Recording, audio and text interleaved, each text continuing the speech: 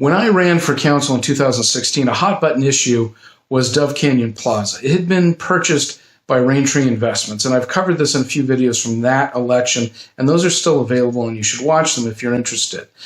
The stated intent of the new owners was to turn it into about 200 units of high-density housing. They would have been happy with 150 units, so you're looking at 150, 180, 200 units. Now, the city council had been approached a number of times and asked about it, and their reply was always, oh, there's nothing before us right now.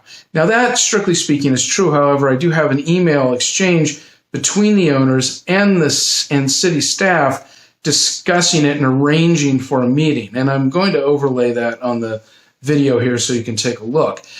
That shows that discussions were going on. And it seemed like the heat became too pronounced because I was involved with the residents over there who were concerned.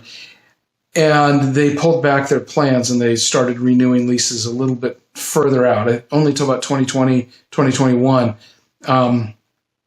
However, it wasn't soon enough for a number of long-term vendors there to go out of business. So they seem to be biding their time.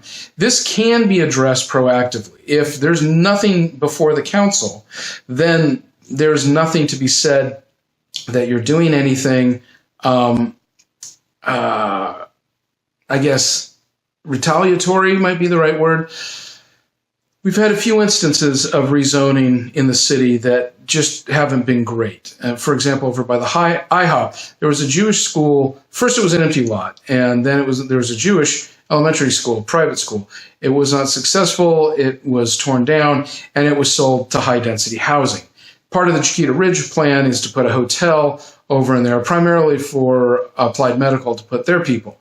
Now, the place for a hotel would have been that spot. Whether the timing would have worked out at that point in time, it's hard to say, but that would have been a good spot for a hotel. But right now we've got high-density housing there. Another one is the famous Bowl lot as you made your way to Robinson Ranch over by what is now Smart and Final. That had been there for many, many years, and it was kind of a forced sale. Fresh